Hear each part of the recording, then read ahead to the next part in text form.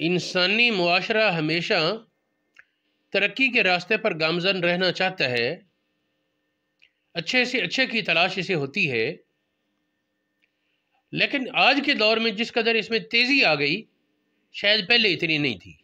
اب یہ دیکھا جاتا ہے کہ بہت سی ایسی چیزیں جو نوجوان نسل سیکھ گئی اور جو پختہ عمر لوگ ہیں یا بوڑھے ہیں وہ اپنی سادگی کی وجہ سے اس کو سیکھ نہیں پاتے یا اس پر وہ کاربند نہیں ہو پاتے،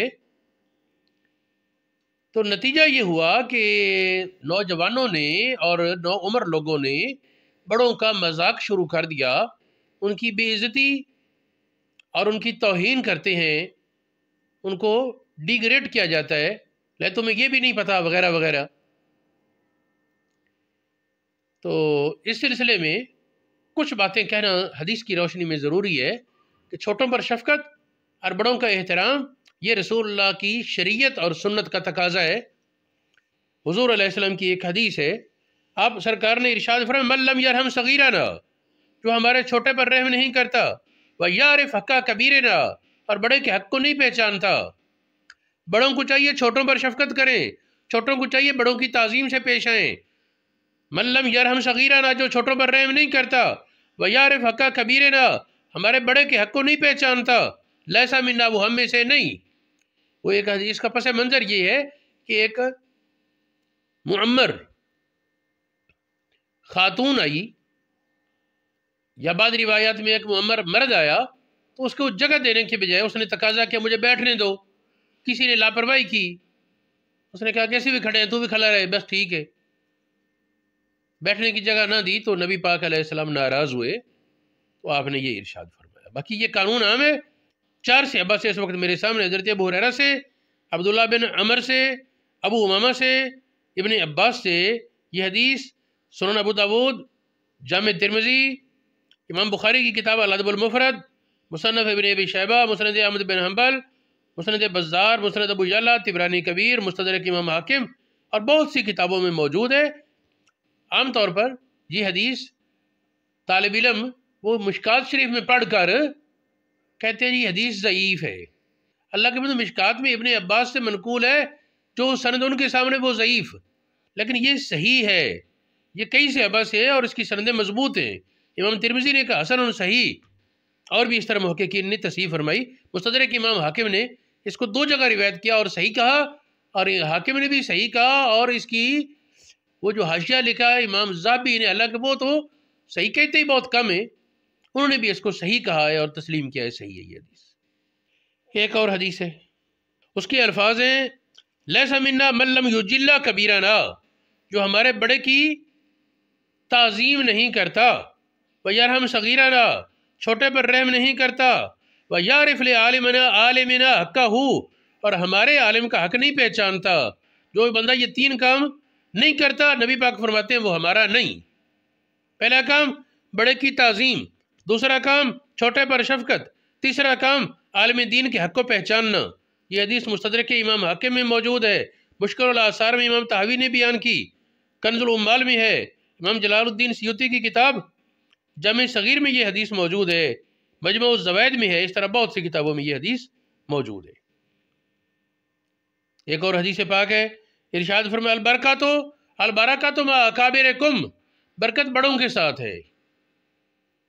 اور ہمارے نوجوان چھٹو جی انہوں کی پتہ پچھلے زمانے دے ہم یہ فیصلہ کر رہے ہیں، بابا چپ کرتے بیٹھا رہے، تینوں نہیں پتا۔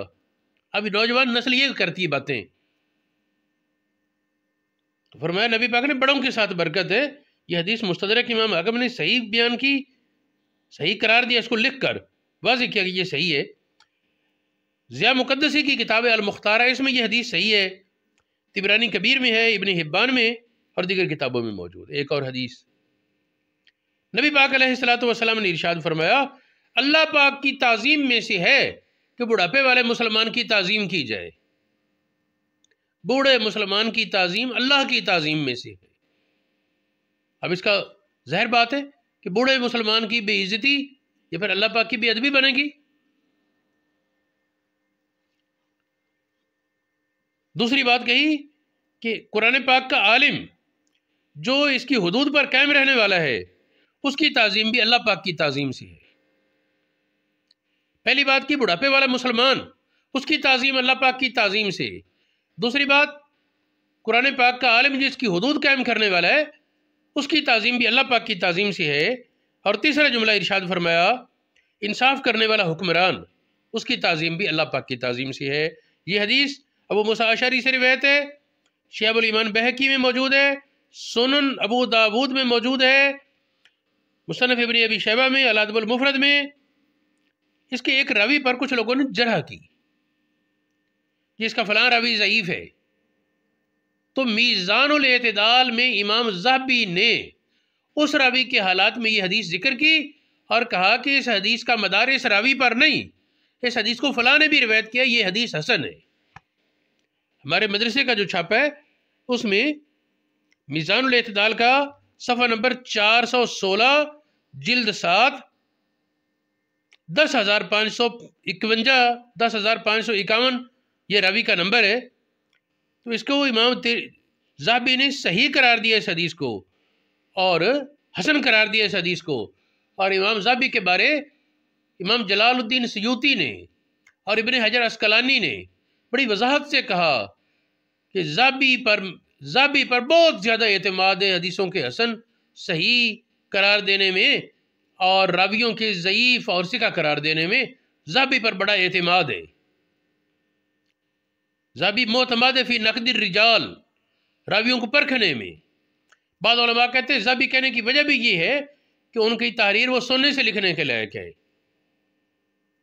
بحال یہ ہے کہ بعض معاملات میں اختلاف علماء کے ہوتے ہیں، وہ ایک الگ چیز ہے، لیکن اس میں کوئی شک نہیں کہ یہ ثقہ عالم ہے۔ تو انہوں نے میزان الاعتدال جو ضعیف راویوں کے حالات پر بیان ہے کتاب، راویوں کو پرکھا ہے، اس میں انہوں نے اس حدیث کے بارے وضاحت سے کہا کہ یہ حدیث حسن ہے۔ اللہ اکبر۔ یہ جو ہمارے بڑے کی تعظیم نہ کرے، چھوٹے پر رحم نہ کرے، یہ حدیث ترمذی شریف، مسند ابو جعلہ اور مسند احمد بن حنبل میں بھی موجود ہے، اور یہ حضرت انس رضی اللہ تعالیٰ عنہ سے بھی موجود ہے۔ باقی راویوں کے نام میں نے پہلے ذکر کیے ہیں، عبداللہ بن عمر، ابو ہریرہ، ابن عباس، ابو امامہ اور حضرت انس، یہ 5 صحابہ سے یہ حدیث منقول ہے۔